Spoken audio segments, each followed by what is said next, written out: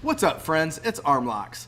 Now, the other day, the exclusive Ace did a video on what's still missing in Infinite Warfare. He made several great points. We're going to talk about those, and we're going to add a few of ourselves that he left out. I really hope you guys enjoy. Let's go.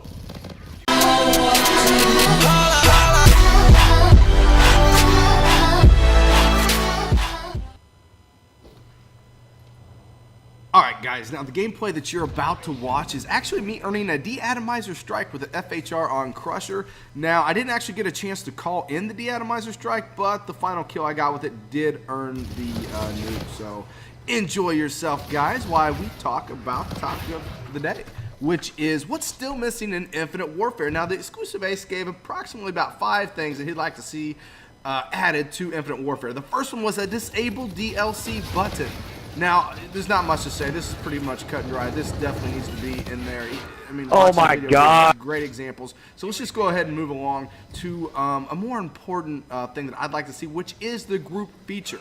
If you remember in Black Ops 3, they created a group community where you could pretty much join a certain group, and it made it really easy for you to be able to get games in with like-minded individuals that follow your stream, follow your YouTube channel or whatever, but not have to add them as friends and overload your friends log. So that definitely needs to be added. Way to go, Ace.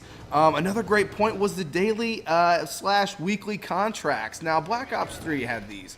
And it sure did motivate me a lot more to log in and try to get those extra keys. I really don't know why Infinite Warfare hasn't added those yet. I mean, if you're wanting people to play your game, to be more motivated, giving them other options to get salvage and keys by weekly contracts are going to get people to log in more often and be more motivated about the game. People are goal-oriented, and when you set goals like daily, weekly contracts, people eat that up. They love that. Now here's an interesting thing that Ace said. He said boost the headshot sound or make it more enjoyable. You know what? This one totally went underneath the radar with me until he said, I'm like, oh my God, you're right. Black Ops 3 had, and I'm sorry if I keep comparing it to Black Ops 3, that's just the latest Call of Duty. Plus, in my opinion, it was amazing. I really, really liked Black Ops 3. So just for comparison's sakes, it is what it is. It's the last Call of Duty. Let's just use that for an example. But Black Ops 3 headshots, they were so satisfying. A nice little ping went off. You just felt that enjoyment of getting a headshot with every time just because of the sound. So definitely boosting the headshot sound would be great. And he also said the Ace's last point was, hey, let's make things a little bit better for the competitive players. Give them a playlist or some sort of game mode where, you know, they can play and compete with the MLG rules or competitive rules. So of course that's a great idea. Now let's talk about what I think he did not add that I wish that he would have. And I actually sent him a message and said, hey bro, how about this, this, and this? And he said, yeah, you know, I only had so much time and I didn't really think of it when I was recording. And I understand because Exclusive Ace is a big channel. He doesn't have time to talk about some of the smaller things that I'm going to talk about in my video. Okay? And what I have here is the option to open and close lobbies. Now, when I don't know how many times I've been session joined by a friend when I'm trying to record gameplay, and while I like playing with friends, I like it to be on my terms. So I like to be able to close off my lobby or at least have the option to do so. Now they have this in the beta. You could open and close your lobby privacy in the beta, but for some reason it's not in the game right now, and I don't know why. It's kind of ridiculous that it's not. And so Infinity Ward minus 5 points for not having the ability to open and close lobbies like you should.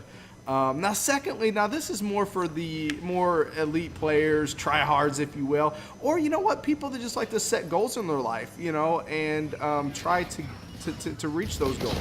And this is not having a Juggernaut calling card. Now listen to me. You have calling cards for the most ridiculous other achievements and things in the game, like, we'll just use the De-atomizer strike, which isn't ridiculous. It's actually a very legitimate calling card. Very legitimate achievement is to get a De-atomizer strike. You have a De-atomizer strike calling card, but you don't have a Juggernaut calling card. You don't have a calling card for earning the longest kill streak in the game. 30 kills in the game, longer than the De-atomizer strike. Why don't you have the Juggernaut calling card? It's small, but it's something that you need to have, okay? So Another -5 points for not having what you should have had. Shame on you, Infinity Ward. Now, moving on into my last one.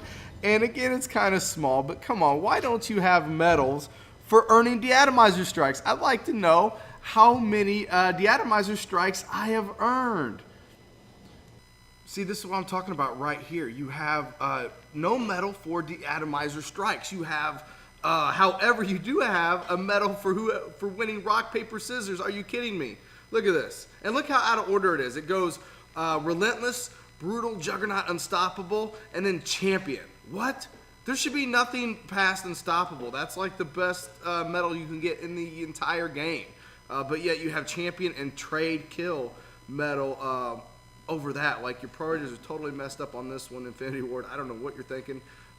If you have a medal for winning a match of rock, paper, scissors, and all kinds of other ridiculous stuff, you should have a medal for De-atomizer strikes.